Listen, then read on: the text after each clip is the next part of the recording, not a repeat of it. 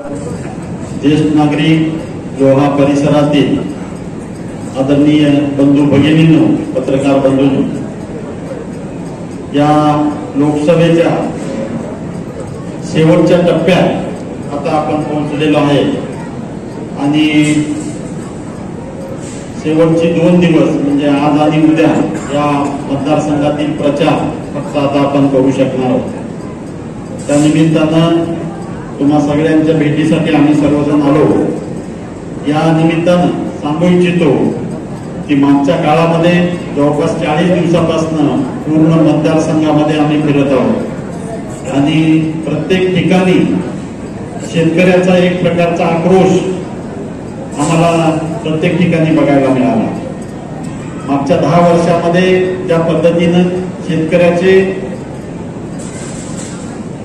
भाव, शेती भावाचे निर्णय, शेतकऱ्यासाठी असलेला जीएसटीचा विषय, शेतकऱ्याची कर्जमाफी, शेतकऱ्याला मिळणारा विमा, या सगळ्या प्रश्नावर ज्या पद्धतीने हे सरकार वागलंय शेतकऱ्यांची, हे नक्कीच शेतकरी कुठलाही या सरकारला माफ करणार नाही। मागच्या काळामध्ये ज्या पद्धतीने आयात निर्यातीचे धोरण राबवलं गेलं, त्या धोरणाचे परिणाम म्हणून आपल्या शेतीमालाचे भाव गडगडले। सर्व भारतभर शेतकऱ्यांचा आक्रोश असताना सुद्धा 1-2 दिवसापूर्वी हरभऱ्यावरची 35% आयात शुल्क या सरकारनं कमी केलं। त्यामुळं आयातीचं हरभरा आयात करायला परत अजून तेच चुकीचं धोरण या सरकारनं घेतलेलं असल्यामुळे हरभऱ्याचे भावही आता गडगडणार आहे। सर्वांना विनंती आहे की येत्या काळामध्ये 7 तारखेला आपल्या परिसरामध्ये मतदान होणार आहे। येत्या 7 तारखेला आपण काँग्रेस पक्षाच्या पाठीशी उभं राहावं, महाविकास आघाडीच्या पाठीशी उभं राहावं। हाताच्या पंजाच्या समोरचं बटन दाबून आपण आपले आशीर्वाद आमच्या पाठीशी उभे करावे, एवढी विनंती या निमित्तानं करतो। आणि जाता जाता मागच्या 5 वर्षामध्ये तुम्ही निवडून दिलेले उमेदवार मागच्या 5 वर्षामध्ये तुम्हाला कितीदा भेटले, त्यांनी तुमचे कुठलं काम केलं, त्यांनी तुमचा कुठला प्रश्न मांडला, त्यांनी कुठल्या प्रश्नाला न्याय दिला, ह्या प्रश्नाचं उत्तर तुम्ही स्वतःला विचारा। मी मात्र तुम्हाला नक्की सांगतो की येत्या काळामध्ये तुमच्या आशीर्वाद मिळाल्यानंतर नक्की तुमच्या भेटीसाठी दर महिन्यात एकदा तुमच्या तालुक्याला नक्की व्हिजिट देईल, तुमचे प्रश्न ऐकण्यासाठी उपस्थित राहील, तुमचे प्रश्न प्रामाणिकपणे सोडवण्यासाठी धडपड करेन, एवढंच मी या निमित्तानं सांगतो आणि थांबतो। जय हिंद, जय महाराज। लोहा येथे होत असलेल्या महाविकास आघाडीच्या प्रचार सभेला उपस्थित असलेले या सभेचे अध्यक्ष आदरणीय ईश्वररावजी भोसीकर, व्यासपीठ,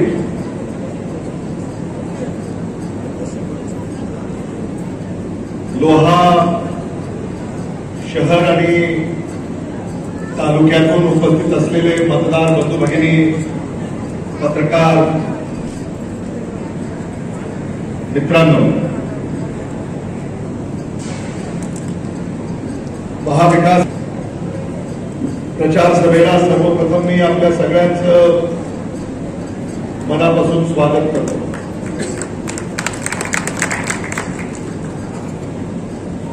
भारताच्या सार्वत्रिक निवडणुकांचा प्रचार आता शेवटच्या टप्प्यामध्ये येऊन ठेपलेला आहे। 7 मे रोजी आपल्याला मतदान करायचं आहे। 4 जूनला निकाल आहे। 6 जूनला मतमोजणी पूर्ण होईल।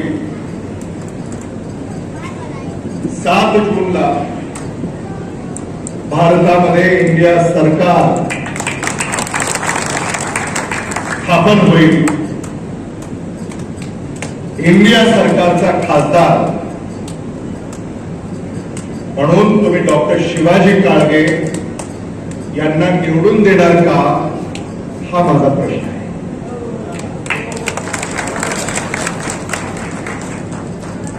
डॉक्टर शिवाजी काळगे यांचा तुमचा परिचय झालेला आहे। डॉक्टर शिवाजी काळगे यांचा ज्यांचा परिचय आहे त्याने हात वर करा बरं.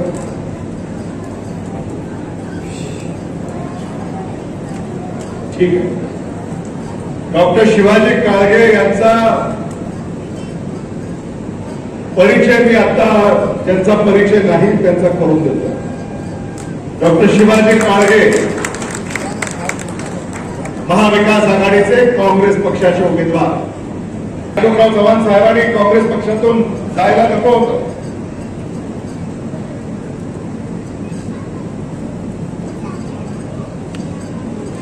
एखादा नेता काँग्रेस पक्षामधून गेला नक्कीच त्याची नोंद घ्यायला.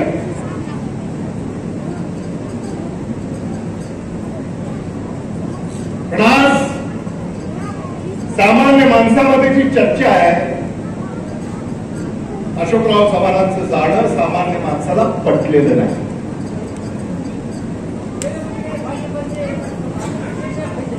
माणसाला पटलेलं नाही.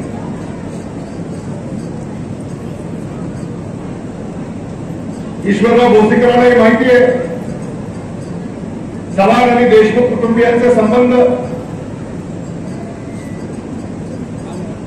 अशोकराव चव्हाण भारतीय जनता पक्षामध्ये गेल्यामुळे काँग्रेसमध्ये माझे नवे मित्र तयार झाले. मात्र हंबर्डे बेटसोकरेकर आपली मैत्री अशी कशी व्हायची आहे की नाही? आपले संबंध होते. पण नांदेड आणि लातूर या सीमेवर पहारा होता. आता याची कल्पना सगळ्यांनाच आहे. पण आता तो पहारा हटलेला आहे. आता लातूर आणि नांदेड हे एक आहे.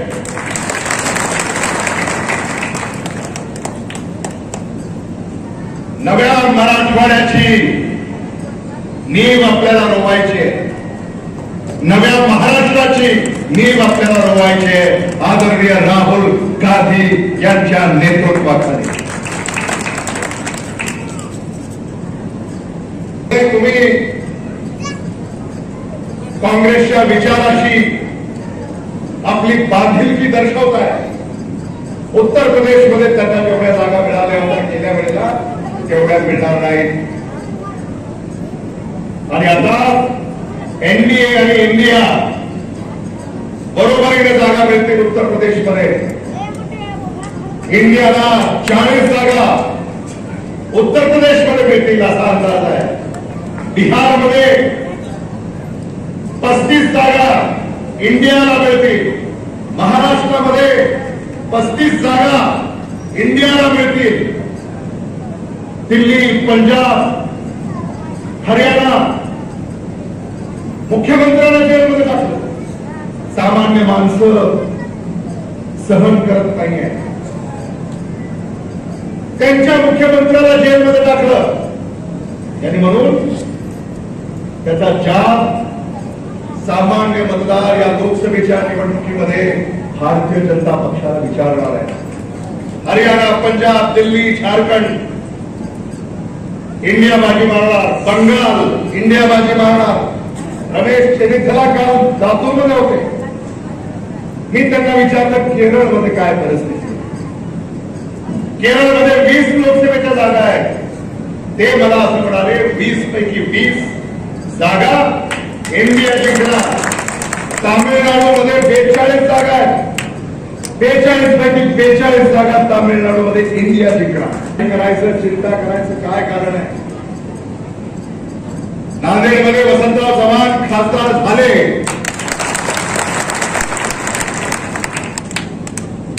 आता फक्त औपचारिकता आहे मतमोजणीची आणि निकालाची. नांदेडमध्ये गेलो होतो आणि वसंतराव चव्हाणांना खरं तर सामान्य माणसानं उचलून धरलं. मराठवाड्यामध्ये आणि महाराष्ट्रामध्ये त्यांची ख्याती आहे. दांडगा जनसंपर्क आहे. आणि आज ते आपल्या पक्षामध्ये आल्यानंतर निश्चितच काँग्रेस पक्षाचं बळ हे वाढलेलं आहे. म्हणून येणाऱ्या काळामध्ये आम्ही सारे तुमच्या सेवेसाठी तत्पर राहणार आहोत. काही काळजी करू नका. लोहा कंधारचे जे प्रश्न आहेत, शेतीमालाच्या भावाचे, शेतकऱ्यांच्या आत्महत्या, शेतकऱ्यांची कर्जबाजारी, शेतमजुरांच्या मजुरीचा प्रश्न आहे. राहुल गांधी यांनी हे काँग्रेस गॅरंटी कार्ड तुमच्यासाठी पाठवले. काय आहे या काँग्रेस गॅरंटी कार्ड मध्ये? 5 न्याय आणि 25 गॅरंटी. 5 न्याय आणि 25 गॅरंटी याची जी मर्यादा आहे ती काढून टाकणार. भारत देशामध्ये पुन्हा एकदा जातीय जनगणना करणार आणि समाजामध्ये जे तेढ निर्माण झालेलं आहे ते संपुष्टात आणणार. हे राहुल गांधींनी सांगितलं. भ्रष्टाचार किती वाढलाय? एक मुख्यमंत्री, 2 उपमुख्यमंत्री काय करतायत? आमदार खरेदी कर, खासदार खरेदी कर, पक्ष खरेदी कर. महाराष्ट्रातली जनता यांना धडा शिकवल्याशिवाय राहणार नाही. महाराष्ट्रातल्या जनतेला हे माहिती आहे शिवसेना कोणाची आहे, राष्ट्रवादी काँग्रेस पक्ष कोणाचा आहे, काँग्रेस कोणाची आहे. चा उमेदवार कधी तुम्हाला भेटायला आलेला नाही, निवडून गेल्यानंतर कधी फुंकूनही पाहिलं नाही. अशा भारतीय जनता पक्षाला आणि त्याच्या उमेदवाराला आपण धडा शिकवला पाहिजे. डॉक्टर शिवाजी काळगे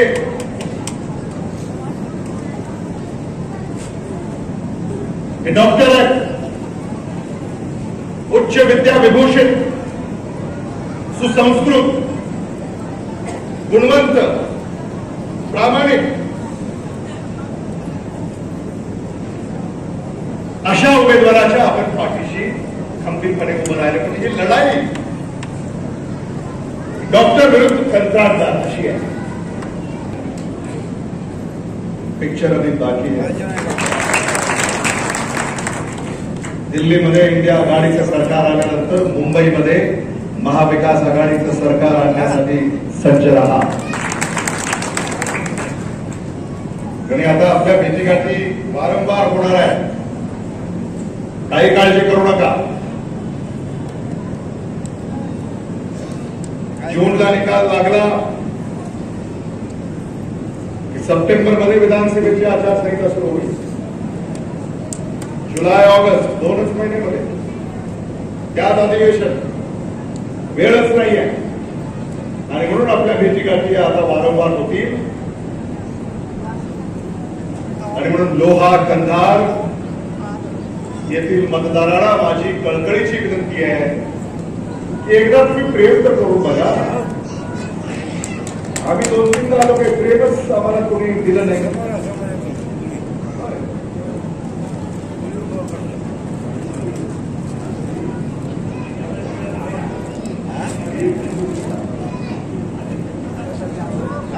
चौथ्यांदा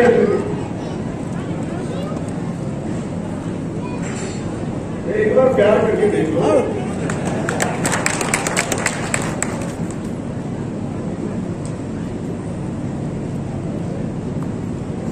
प्यार को निभाना हम जानते हैं.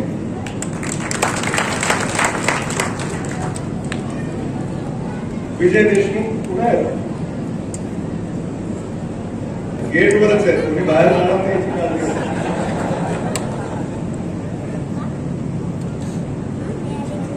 त्यामुळे विजय देशमुख आता इथं आहेतच. कारखान्याचे उपाध्यक्ष आहेत ते, येणं जाणं त्यांचं आहे. त्यामुळं तुमच्या सगळ्यांच्याच संपर्कात ते राहतील. तारीख आहे उद्या संध्याकाळी 6 वाजता प्रचार संपणार आहे आणि मग 6 आणि 7ला मतदान होणार आहे. सकाळी 7 वाजल्यापासून सायंकाळी 6 वाजेपर्यंत 11 तास. ऊन खूप आहे, म्हणून ऊन पडायच्या आधीच जर मतदान करून घेतलं जास्त चांगलं होईल. मतदानाची टक्केवारी ही वाढली पाहिजे, ही माझी आपल्याला विनंती आहे.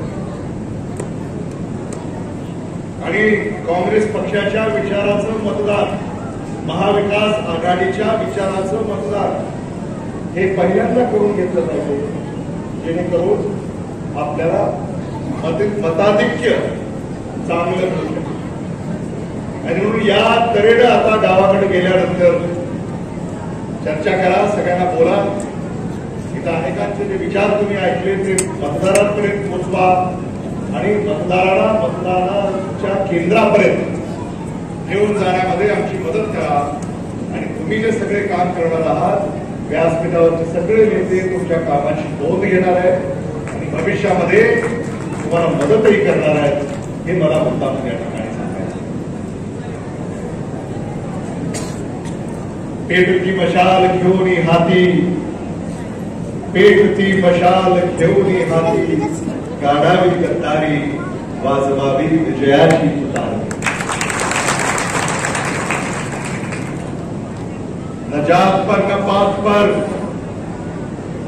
न जात पर न पात पर, आदरणीय शंकरराव चव्हाण साहब की बात पर बटन दबाना हाथ पर.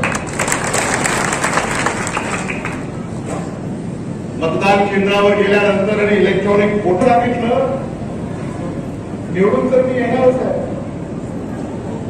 त्यामुळे तुमचे काय कामं असतील ते मला सांगा आणि मग शपथविधी झाला की करून टाकू, असं ते बोलले एका उद्योजकांच्या बैठकीत 1.5 महिन्यापूर्वी. तुमच्याकडे आलेच नाही. एवढा अहंकार, एवढा घमंड हा शोभत कश्तियां, घमंड में हस्तियां, तूफानों में कश्तियां, घमंड में हस्तियां हमेशा डूब जाते. आणि असंच काहीच भारतीय जनता पक्ष डॉक्टर शिवाजी काळगे यांना आशीर्वाद द्या, एवढंच या निमित्तानं बोलून मी आपले आभार व्यक्त करतो. धन्यवाद. जय हिंद, जय महाराष्ट्र.